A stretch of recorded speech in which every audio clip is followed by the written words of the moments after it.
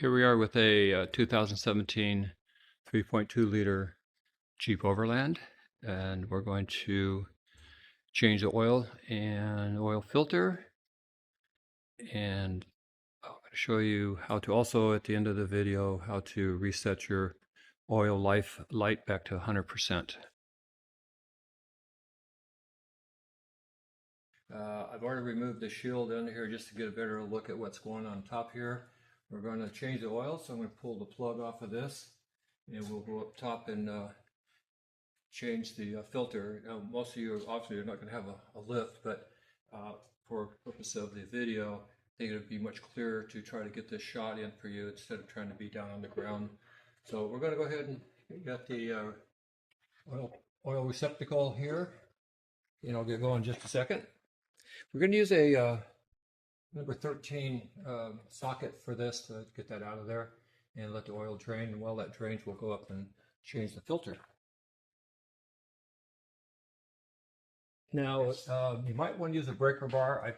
This has been serviced by the dealer its entire life, but this is the first time I'm actually going to do this myself. So I'll take the breaker bar and knock it loose, and then I'm going to go ahead and get my ratchet.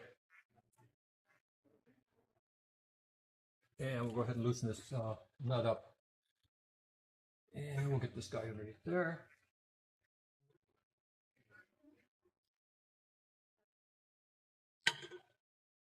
Make sure that doesn't go shooting past the pan, so be a little bit careful with this.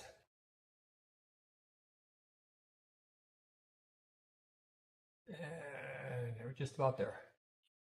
And there we are. Nice and warm. I just drove it here a few minutes ago, so we'll set this off to the side.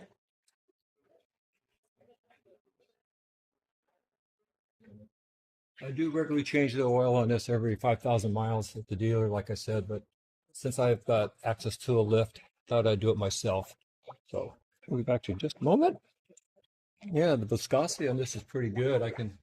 With the light, I can see through the other side of the oil, so I know it's not been abused or ran too far past its service time.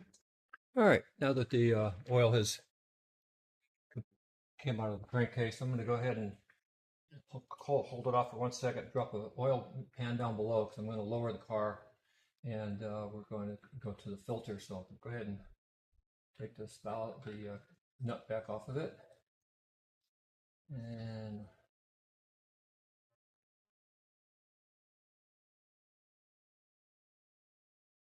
okay, now here we are.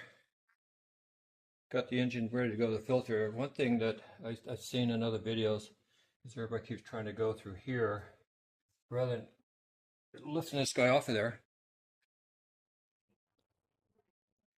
And now you have access to the oil filter, which is right there. 24 socket we're going to use for the oil filter, the cover of the filter off of there, and I'm going to go ahead and change that the rubber O-ring that's right there, and we'll get that ready to get back on there. Filter now is ready to go in. The other one came out with it, so this part here actually snaps down inside of that onto there, so you don't need to try to force this end down into the hole down there. So we'll go ahead and get this thing ready to drop in.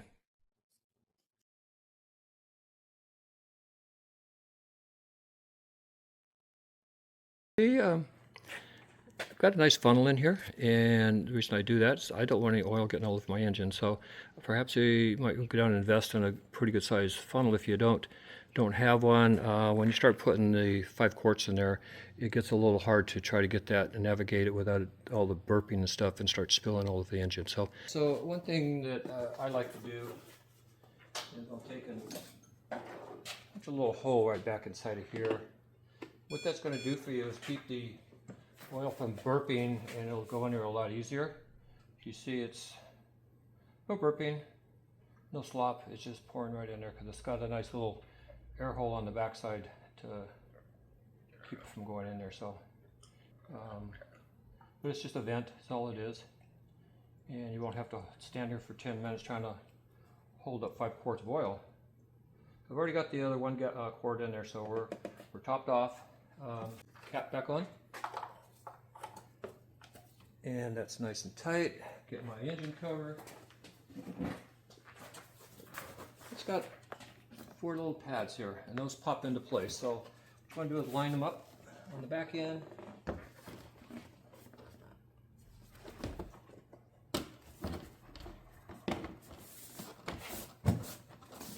And you're in.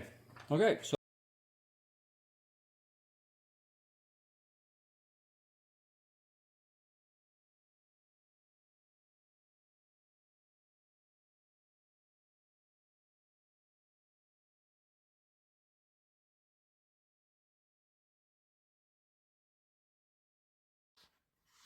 now that we finished the oil change, we're going to reset the oil life display.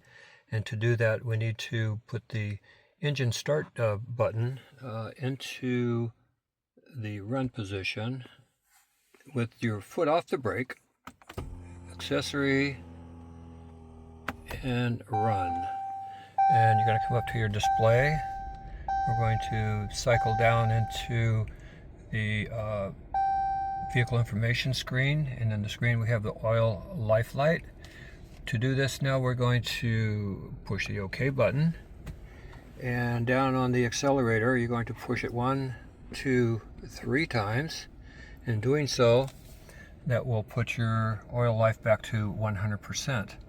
Now that I've done that, I will also take and go down to my trip gauge, and on the A gauge, I don't use the trip gauge at all, so for my A gauge what I do is I will clear that, and now I'm at 0. So next time I need to do an oil change, I should be at 5,000 miles on my trip gauge, and that'll kind of remind me when the engine life light comes on and gets down to around 20%, that I need to take a look at that and see where we're at. If you find this video helpful, I appreciate it to hit the like button, and thank you, and have a great afternoon.